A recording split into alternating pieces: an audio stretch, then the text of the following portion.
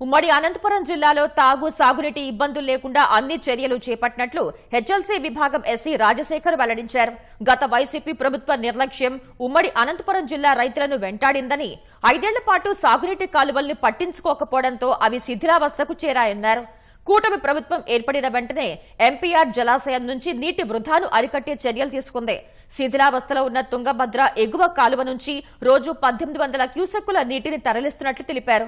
ఈసారి ఉమ్మడి అనంతపురం జిల్లాకు 33.50 టీఎంసీల నీరు తీసుకుని 33 చెరువుల్ని నింపినట్లు తెలిపారు. వేసవిలో తాగు సాగునీటికి ఇబ్బందులు పడకుండా అన్ని చర్యలు చేపట్టామని చెప్తున్న హెచ్ఎల్సీ విభాగం ఎస్సీ రాజశేఖర్తో మా ప్రతినిధి లక్ష్మీప్రసాద్ ముఖాముఖి. అనంతపురం జిల్లాకు గుండెకాయ లాంటి హెచ్ఎల్సీ కాలువకు అత్యధికంగా 33 టీఎంసీల నీరు తీసుకోగలిగారు. ఈ నేపథ్యంలో హెచ్ఎల్సీ ఎస్సీ రాజశేఖర్ మనతో ఉన్నారు. రాజశేఖర్ గారిని అడిగి వివరాలు తెలుసుకుందాం. సార్, ఈసారి అంటే గతంలో ఒక్కసారి మాత్రమే 36 టీఎంసీలు వచ్చాయి.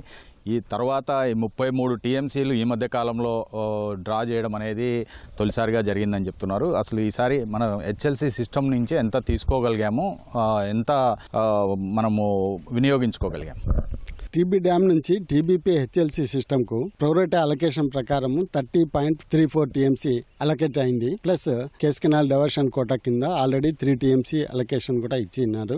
మొత్తం కలిసి 33.43 టీఎంసీ వాటర్ 22 జూలై నుంచి ఫిబ్రవరి వరకు డ్రా చేసి ఉన్నాము. శిథిలావస్థలో స్ట్రక్చర్స్ ఉండడం వల్ల మనము జాగ్రత్తగా 1800 డిశ్చార్జ్ కెపాసిటీతో 1800, 1900 వరకు మ్యాక్సిమం తీసుకోగలుగుతూ 33.43 టీఎంసీ 11th వరకు తీసుకున్నాము. ఉమ్మడి అనంతపురం జిల్లాలో ఈ హెచ్ఎల్సీ ద్వారా తుంగభద్ర జలాశయం నుంచి వచ్చిన నీటితో ఎన్ని చెరువులు నింపాము, ఎన్ని టీఎంసీలు చెరువులకు మళ్లించాము?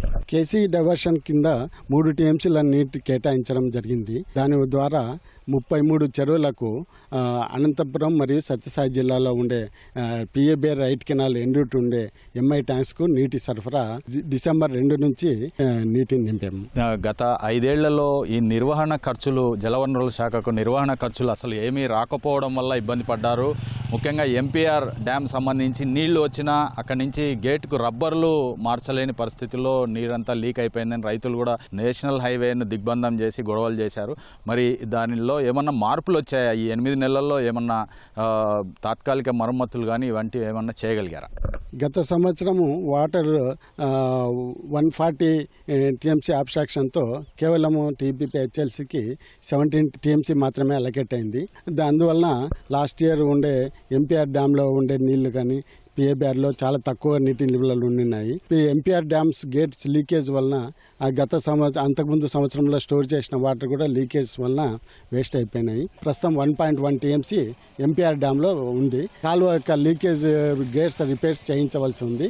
దానికోసం ఎస్టిమేట్స్ ప్రభుత్వం పరిశీలనలో ఉన్నాయి. వస్తేనే వాటిని కూడా రిపేర్స్ చేయించేసి వాటర్ రిలీజెస్ను నిలుపుకోవడానికి గేట్లను రెడీ చేసే ఉద్దేశంతో ఉన్నాము. సార్, ఏదైతే పిఏబిఆర్ ఎంపీఆర్ డ్యామ్ల కింద కాలువలు ఇరిగేషన్ ఉందో వాటికి ఎప్పటి వరకు నీళ్లు ఇస్తారు? ఎంత ఆయకట్లో ఉంది? హెచ్ఎల్సీ కింద దగ్గర 13 టీఎంసీల ఇరిగేషన్ వాటర్తో 90,355 ఎకరాలకు నీటి సరఫరా కావించాము. ఇప్పుడు MP north canal, MP south canal కింద ఉండే స్టాండింగ్ క్రాప్స్ కోసం కొద్దిగా ఉండే వాటర్ తోటి మేము వాటర్ ఫ్లోస్ కంటిన్యూ చేస్తూ ఉన్నాము. సార్, ఈసారి వేసవి తీవ్రత ఎక్కువగా ఉంటుందంటున్నారు. మీకు ఇండెంట్స్ ఏమొచ్చాయి? అంటే డ్రింకింగ్ వాటర్ సంబంధించి ఆర్డబ్ల్యూఎస్ నుంచి కానీ, మున్సిపాలిటీస్ నుంచి కానీ, కార్పొరేషన్ నుంచి కానీ ఎంత స్టోర్ చేశారు డ్రింకింగ్ వాటర్ కోసం? పిఏబే డ్యామ్ నుంచి 4 రకాల డ్రింకింగ్ స్కీమ్స్ అన్నిటికీ రిక్వైర్మెంట్ సుమారుగా 2.4 టీఎంసీ దాకా ఉంటుంది త్రూఅవుట్ సంవత్సరానికి. బట్ రాబోయే సంవత్సరంకు 1 టీఎంసీ డ్రింకింగ్ కోసం అవసరం అవుతుంది. ఆ సఫిషియెంట్ వాటర్ మనం ఆల్రెడీ స్టోర్ చేసి ఉంచాము. హెచ్ఎల్సీ సిస్టంలో ఈసారి ప్రణాళిక ప్రకారము నీటిని నిల్వ చేశామని, గతంలో అంటే 2 సంవత్సరాల క్రితము ఏదైతే నీరు వృధాగా లీక్ అయిపోయిన పరిస్థితులు ఈసారి తలెత్తకుండా ముందస్తుగా తాత్కాలిక మరమ్మతులు చేయించి నీటి నిల్వను కాపాడుతున్నామని చెప్పి హెచ్ఎల్సీ ఎస్సీ రాజశేఖర్ చెప్తున్నారు. కెమెరా పర్సన్ నారాయణతో లక్ష్మీప్రసాద్, అనంతపురం జిల్లా నుంచి.